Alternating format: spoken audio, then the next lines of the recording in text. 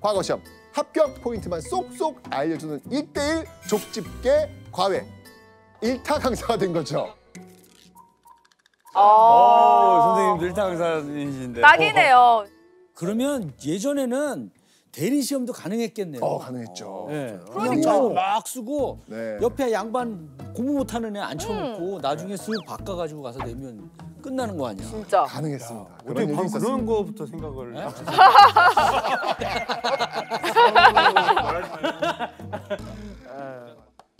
과거 시험에서는 과체시라는 것을 봤습니다. 그 과체시는 7원, 18원, 36구로 이루어진 252자에 달하는 긴 시문이었습니다. 주어진 시간에 그 문장을 쓰자면 고도의 기술이 필요했는데 그 김삿갓은 그것을 이제 가르치는 방법을 이제 지도했던 것이죠. 곧 한양에서는요, 김삿갓이라는 자가 시를 아주 담대하게 잘 쓰고 과체시에 뛰어난 재능이 있다는 소문이 파다하게 납니다. 화제였구나. 와, 이제 인기 일타 강사의 길을 지금 높아지겠다. 걷게 되는 거죠, 네. 그렇게 김삿갓은요, 자연히 세도가 드나들면서요, 눈도장 찍습니다. 그리고 끝내 그 세도가 집에서 먹고 자면서 생활하기까지 하죠. 자, 이렇게 세도가 집에 드나들거나 사는 사람을 그 당시 부르는 말이 있었어요. 바로 문객. 그리고 자신의 이름을 이렇게 소개하죠. 제 이름은 김난입니다. 김난? 김난. 자, 근데 김삿갓 본명 뭐라 그랬죠? 김병현. 근데 김삿갓은 본명이 아닌 가명을 쓰고 있습니다. 네. 아, 혹시나 그 세도 가문에서 김병현?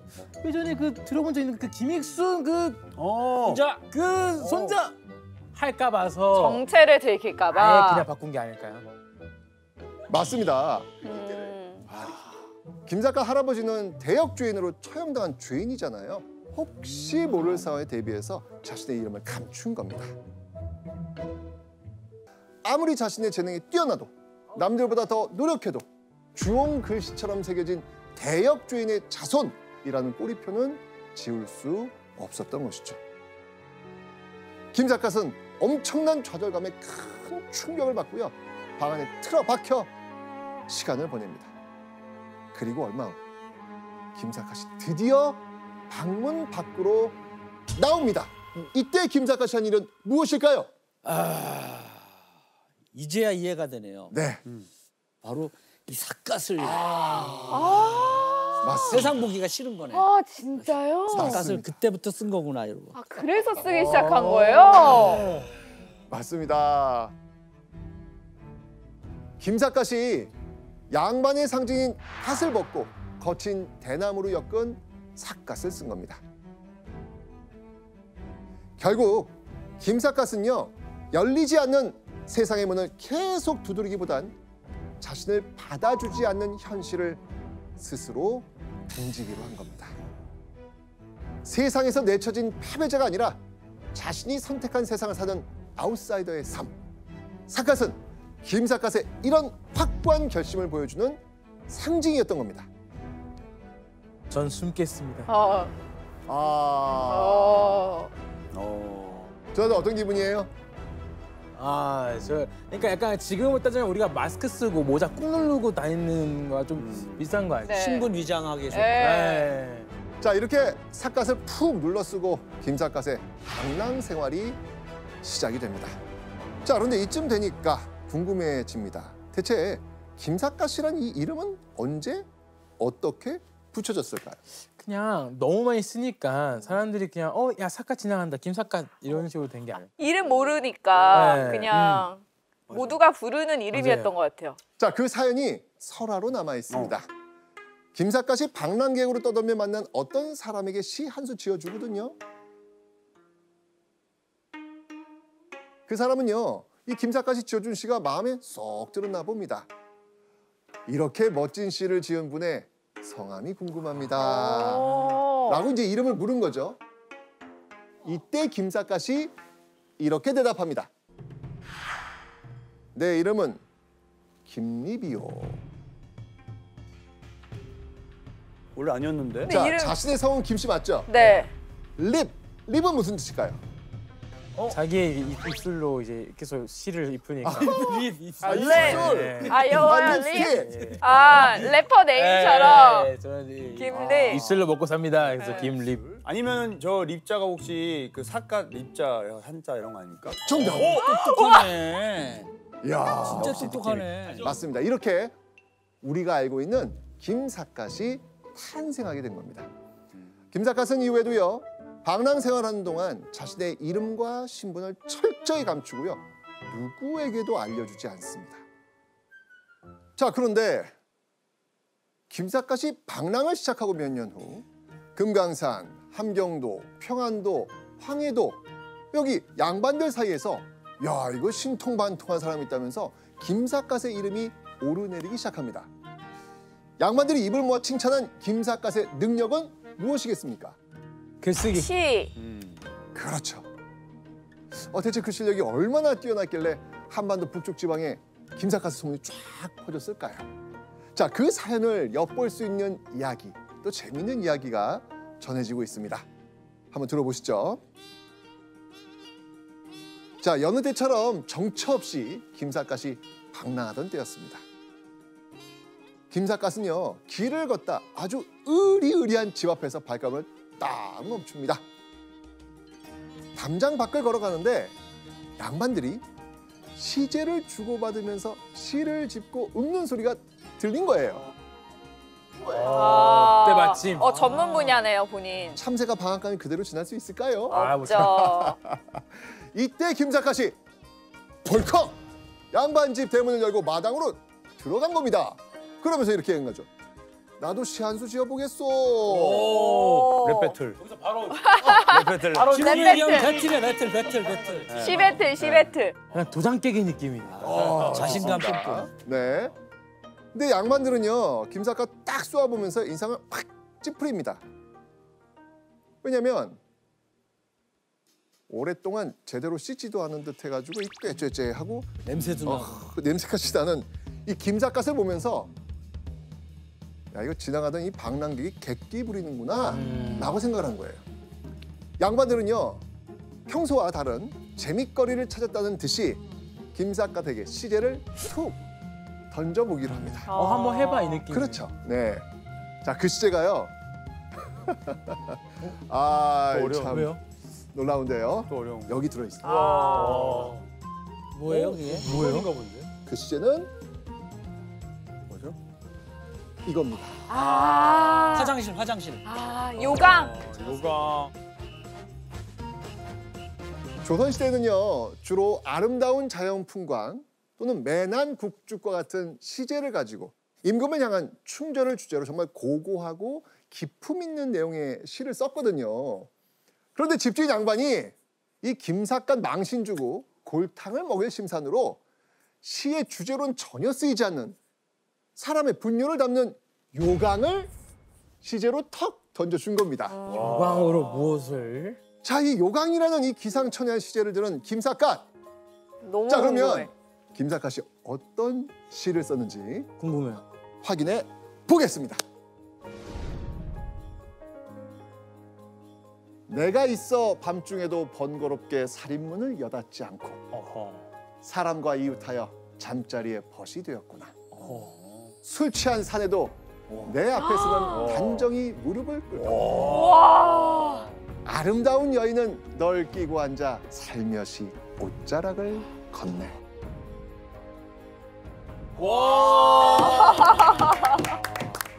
이 세 번째 줄 표현에서 와, 그렇네요. 와, 술 취한 사내도 내 앞에서는 단정히 무릎 꿇고. 와. 그렇죠. 단정하게 꿇어야죠. 그러니까 양반들은 놀리려고 골탕 먹이려고 이런 시제를 던졌는데 이걸 저렇게 아름다운 시로 딱 내니까 얼마나 놀랬겠어요. 그죠? 그러니까요. 천재. 천재다. 너무 표현들이 더 멋있다. 그러니까 김삿갓은요, 남들과 다른 시선으로 요강을 본 거예요. 김삿갓은 이 요강을 냄새나고 더러운 것으로 보지 않은 겁니다. 김삿갓의 시에서 요강은요, 아주 신묘한 물건이 된 겁니다. 그 조선시대 양반들은 가문과 채통을 상당히 중요시 여겼습니다. 그런데 김삿갓은 금기시되던 요강을 이제 그 시제로 삼아서 이제 시를 이제 탄생시킨 것이죠. 그 김삿갓은 이것뿐만 아니라 사람에게 이제 해로운 이와 그 벼룩도 시의 소재로 삼아서 시를 지은 겁니다. 그것이 이제 그 파격 중에서 이 파격이라고 볼 수가 있는 거죠. 정말 천재적인 시짓기 실력으로 유명 인사가 된 김삿갓. 조선에서요, 시 좋아하는 양반이라면 한 번쯤은 김삿갓 만나가지고 함께 시를 주고받기를 바랬습니다. 그런데 김삿갓에 열광한 건 양반뿐만이 아니었습니다. 먹고 살기 바빴던 일반 백성들까지 김삿갓 씨에 흠뻑 빠지고 맙니다. 그 이유가 있습니다. 이걸 보면서 알려드리죠. 어떤 게 있지? 사대부의 여인네를 우리 할아버지와 아버지 사이에 눕혔으니 할아버지께 붙일까 아버지께 붙일까.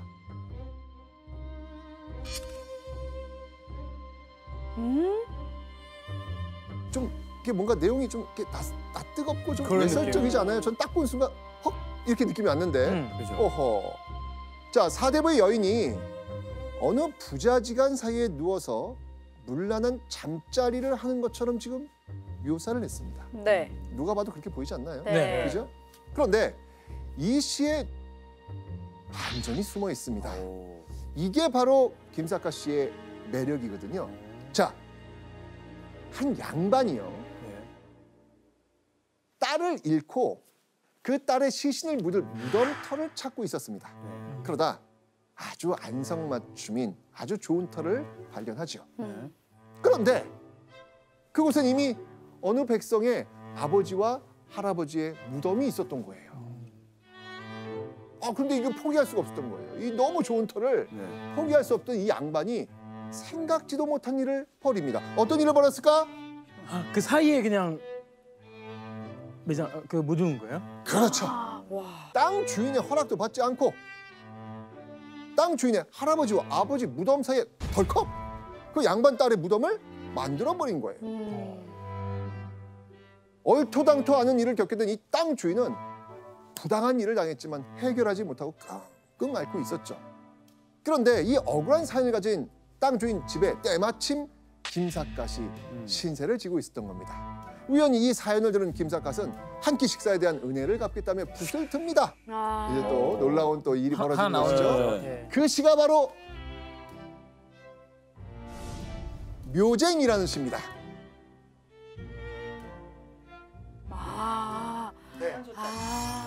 바로 무덤묘 다툴쟁. 느낌 알겠다. 만약에 이게 묘자리 논쟁이라는 자세한 상을 모르는 사람들이 이 시만 이렇게 딱 보게 되면요, 딸이 외간 남자들 사이를 오가며 물란한 잠자리를 하고 다닌 것처럼 보일 수 있지 않습니까? 죽은 딸의 명예가 더럽혀질 수도 있다는 이 내용. 양반은요, 시를 읽자마자 얼굴에 이렇게 찔립니다. 그리고 곧장 하인들을 불러 딸의 묘를 파악했다고 합니다. 김삿갓이 파격적인 시로 순식간에 땅 주인의 억울한 일을 해결해주고 나쁜 양반 한 방 먹인 거죠. 그런데 여러분, 사실 이 선정적이고 파격적인 시는 백성들의 가려운 속을 긁어준 김삿갓의 시 중 순한 맛에 속합니다. 이번엔 좀 더 통쾌한 한 방이 있는 매운맛. 네, 매운맛의 시를 한번 보시죠.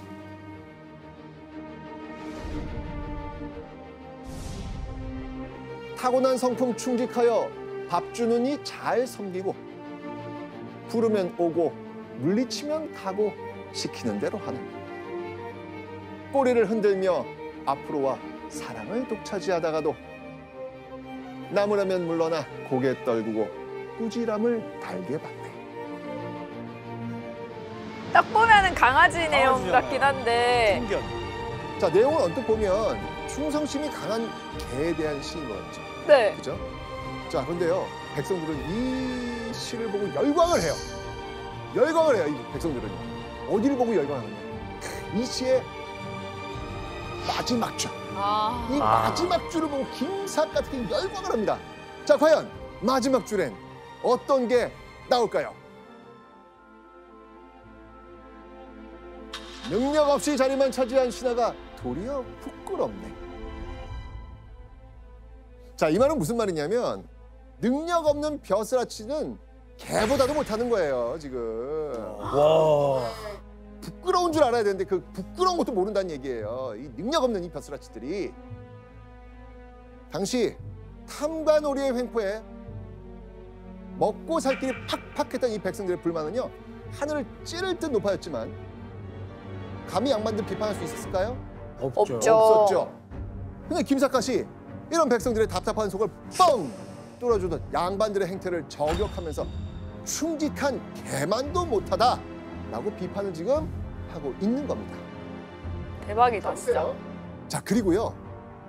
글을 모르는 백성들을 위해서 뛰어난 글솜씨로 패단을 적나라하게 고발하는 고소장을 써서 탐관오리를 아주 홈줄 내주기도 와. 했죠.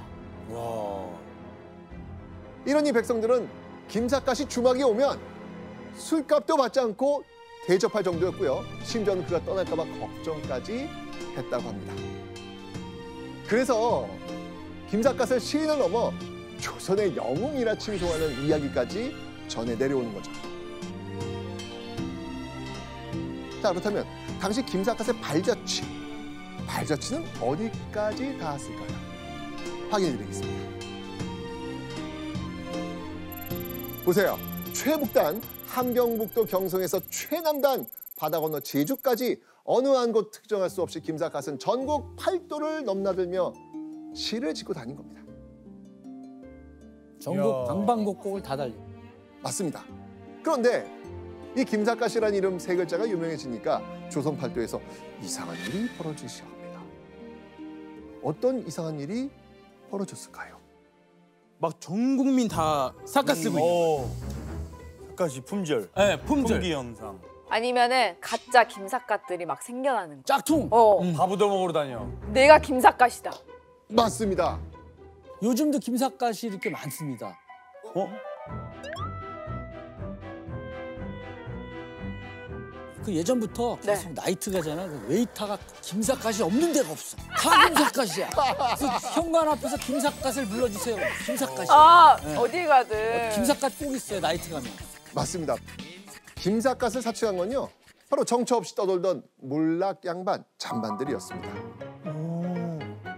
그렇게 다니면 이제 뭐 그 당시 유명했으니까 뭐 누가 밥도 주고 그럼요. 술도 말도 주고. 걸고 하니까. 맞습니다. 김삿갓 이름 세 글자면 사람들이 환대하는 건 물론이고 밥과 잠자리까지 내어주니까 끼니를 해결하거나 잘 곳이 필요할 때마다 자신이 김삿갓이요 라고 말하고 다닌 거죠. 이야. 참새가 방앗간을 못 지나치듯이 김삿갓이 살아있다면 이 시제를 보고 그냥 지나치지 않을 거라고 생각을 했던 것이죠. 자, 그러면 사람들은요, 어떤 시제를 편말에 적어 두었을까요? 곡풍방월, 굽은 바람과 네모난 달. 사람들은 이 시제를 편말에 적어두고요, 김삿갓이 지나가길 기다립니다. 하지만 몇 날 며칠이 지나도 누구도 글을 남기지 않았습니다. 아, 이게 쉬운 시제가 아니잖아요. 그렇게 한참이 지난 어느 날 사람들은 깜짝 놀랍니다. 이것 때문에. 뭐야? 누가 써놨어?